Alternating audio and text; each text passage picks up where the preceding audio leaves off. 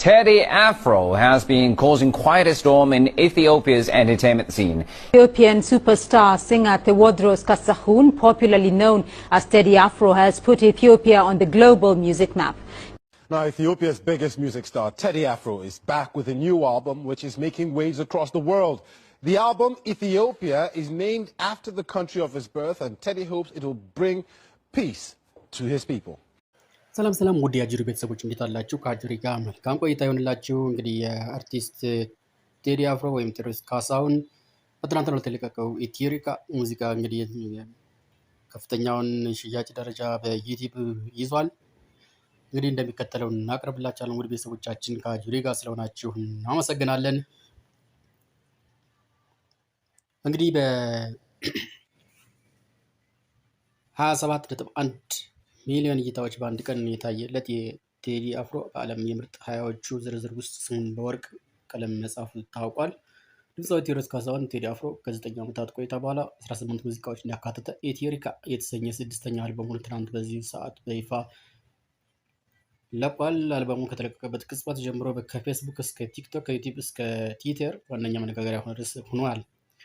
በሀገራችን የኪነ ጥበብ ስኬቶች በዝርዝር መዝግቦ ይፋ የሚያደርግ ተቋም ባይኖርም በግል ጥረት ጉግል በመጠቀም ተደረገ ፍተሻ ቴዲ አፍሮ የሚከተሉት ታሪካዊ ስኬቶች አስመዝግቧል። አንደኛ፣ የአፍሪካ አዲስ ሪካርድ።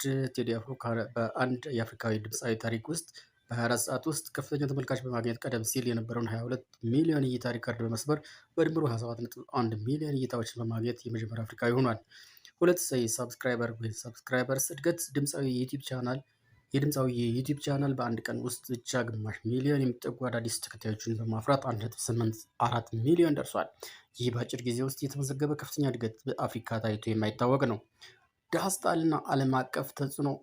በአልበም ውስጥ የሚገኘው ዳስጣል የተሰኘው ሙዚቃ ብቻውን ከ4 ሚሊዮን በላይ እይታዎችን በማግኘት በዩቲዩብ ታሪክ በ24 ሰዓት ውስጥ ከፍተኛ ትኩረት ከሳቡ ጥቂት ቪዲዮዎች ተርታ ተሰልፏል። 4 ከምርጥ 20ዎቹ ተርታ የዓለም 24 ሰዓት የሪካርድ ዝርዝር ስንመለከት ለምሳሌ የቢቲኤስ በተር 113 ሚሊዮን፣ ቴዲ አፍሮ በ27.1 ሚሊዮን እይታ በዓለም ደረጃ በ24 ሰዓት ውስጥ ከፍተኛ እይታ ካገኙ ምርጥ 20 አርቲስቶች አንዱ ለመሆን በቅቷል። አልበሙን በእንግሊዝኛ ቋንቋዎች ተሰርተው እንዲህ ያለ ከፍተኛ እይታ ካገኙ ጥቂት የሙዚቃ ስራዎች ቀዳሚ አድርገዋል።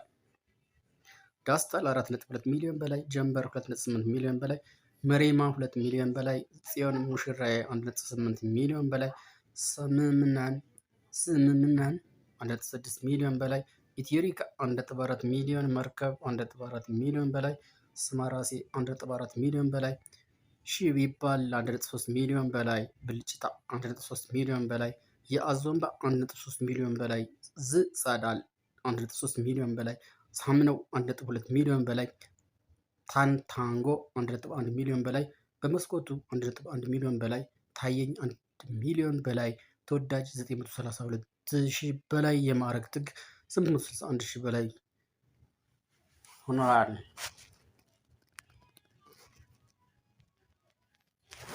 ውድ ቤተሰቦቻችን እንግዲህ የአዳዲስ መረጃዎችን የምናካትላችሁ ይሆናል። ከአጅሪ ጋር መልካም ቆይታ